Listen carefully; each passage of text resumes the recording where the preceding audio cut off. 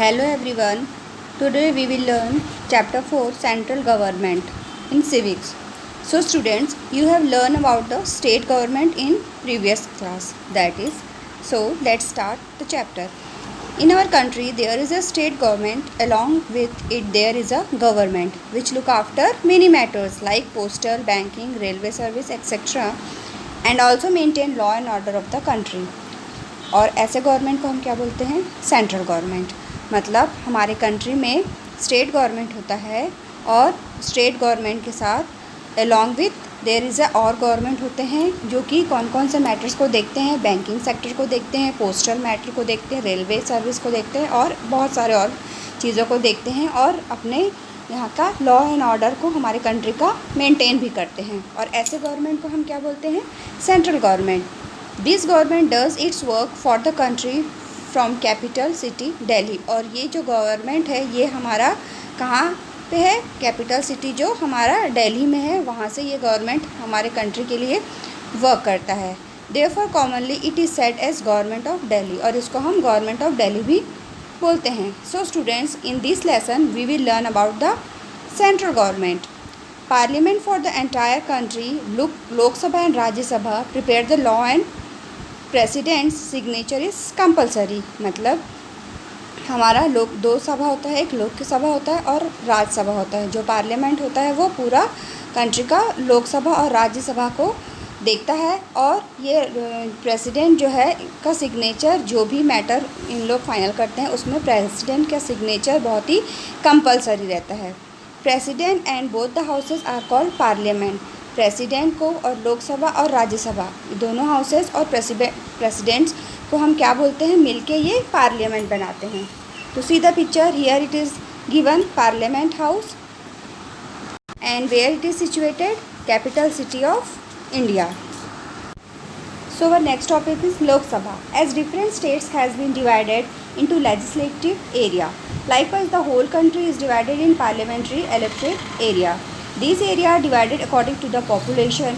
Near about 10 lakhs voters form a parliamentary electorate area. Therefore, the reason is that the state having a large number of population has more parliamentary seats of the area. So India is divided into 543 Lok Sabha parliamentary electorate area, in which Chhattisgarh has 11 Lok Sabha seats parliamentary electorate area. That means जो legislative area है वो different area का अलग अलग होता है. पूरे whole country का डिवाइडेड होता है वो पार्लियामेंट्री. और ये किसके बेसिस पे डिवाइडेड होता है? वहाँ के पॉपुलेशन. जहाँ का ज़्यादा पॉपुलेशन है वहाँ पे उस कंट्री का ज़्यादा सीट्स होगा और जहाँ का कम पॉपुलेशन होगा वहाँ पे वहाँ का सीट्स जो है कम होगा. जैसे कि 10 लाख वोटर जो होते हैं वो पार्लियामेंट्री इलेक्टोरेट एरिया को फॉर्म करते हैं. जहाँ पे 10 लाख वोटर्स होंगे जिस कंट्री में, वो क्या फॉर्म करते हैं? Parliamentary electorate area.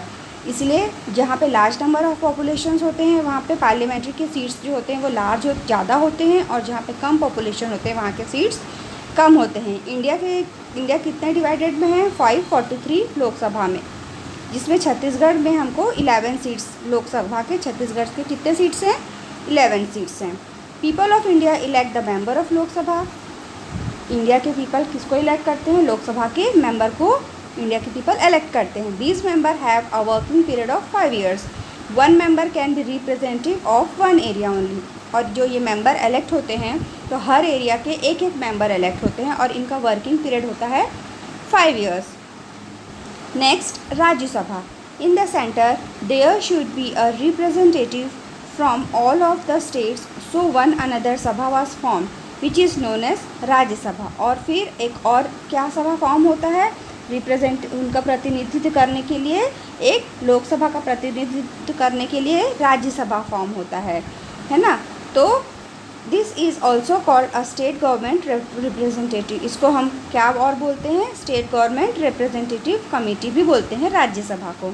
और राज्यसभा में कितने मेंबर्स होते हैं? 250 मेंबर्स होते हैं, जिसमें 238 मेंबर्स को स्टेट गवर्नमेंट इलेक्ट करता है और 12 मेंबर्स जो होते हैं इसके जो है प्रतिनिधित्व एक्सपर्ट्स वो अलग अलग फील्ड से होते हैं. जैसे कि आर्ट है, साइंस है, लिटरेचर, म्यूज़िक. और इनको कौन नॉमिनेट करता है? प्रेसिडेंट इनको नॉमिनेट करता है. दीज मेंबर्स वर्क, और इनके वर्किंग पीरियड कितने होते हैं? 6 years. Now the next, affairs of the parliament. अब पार्लियामेंट का क्या क्या वर्क है? पार्लियामेंट का क्या वर्क है कि वो उसका मेन वर्क होता है कि वो लॉ को बनाता है। सेकेंडली क्या करता है? वो इंस्पेक्ट करता है और एक्वायर करता है about the work of the cabinet minister को। और दूसरा वो क्या देखता है कि कैबिनेट मिनिस्टर का जो वर्क है वो ठीक से चल रहा है कि नहीं, उसका निरीक्षण करता है और उसके पूछताछ का पूरा डिटेल रखता है। Pay attention, while law is to be prepared by the parliament because the representative who were elected by us keep in mind the welfare of us and they make the law। और वो देखता है कि वो सारा जो है वो लॉ ठीक से चल रहा है कि नहीं, वो हमारे पब्लिक के वेलफेयर के लिए जो लॉ बनाया गया है वो इम्प्लीमेंट हो रहा है कि नहीं, उसको भी वो उसके ऊपर भी वो पे अटेंशन करता है। पार्लियामेंट्री लॉ मेकिंग कमिटी, कार्यपालिका।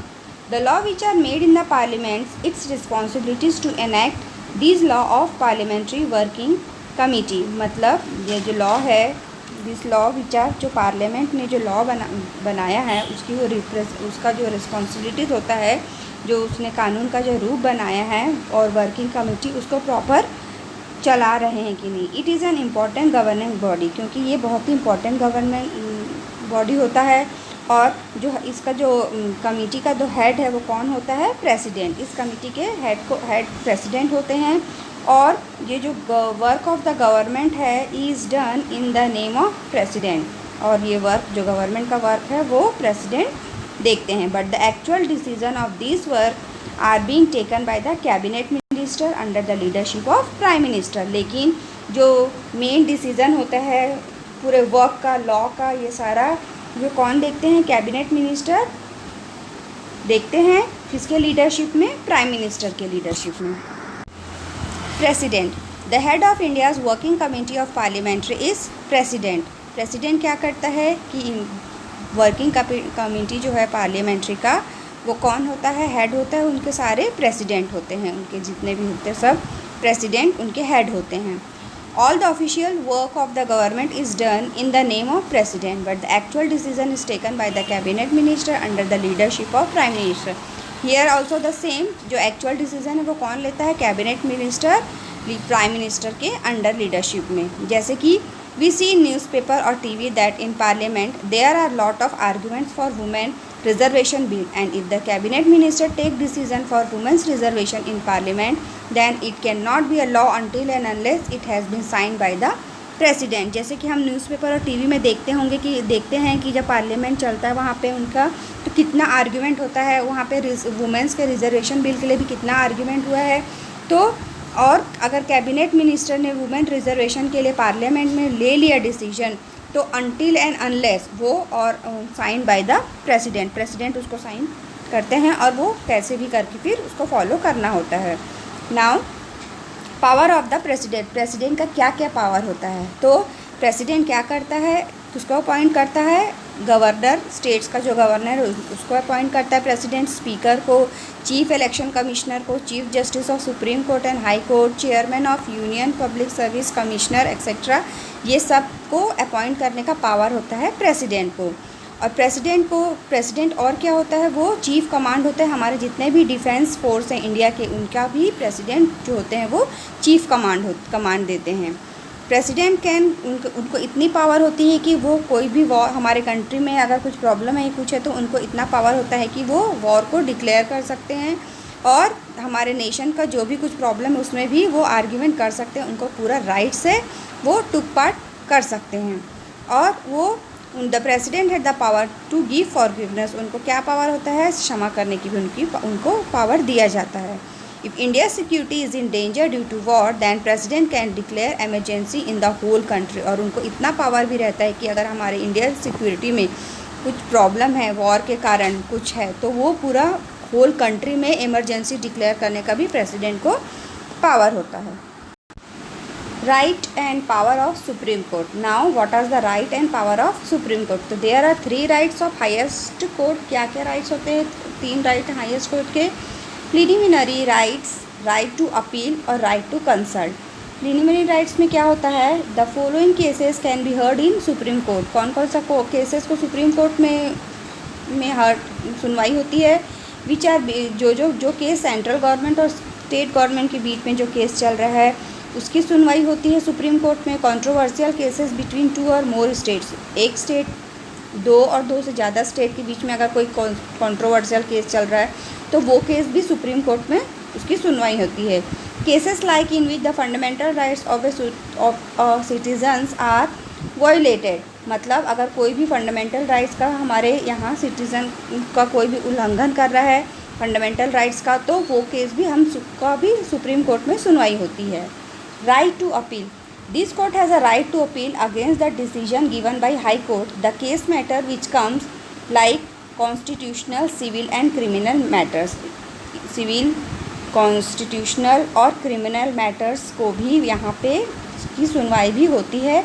इसको अपील है, राइट टू अपील कर सकते हैं कि हम वहाँ पे अपने जो भी हमारा केस है उसको हम वहाँ पे उसकी याचिका लगा सकते हैं।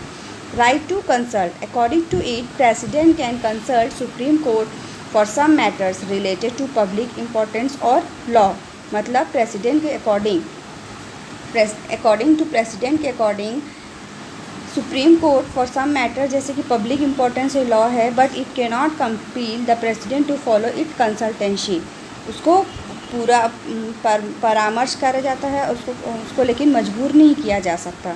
Supreme court is the conservation of fundamental rights of the citizen, supreme court जो है वो फंडामेंटल, हर सिटीज़न को जो हमको फंडामेंटल राइट होता है उसका संरक्षण करता है और हमारी हेल्प भी करता है।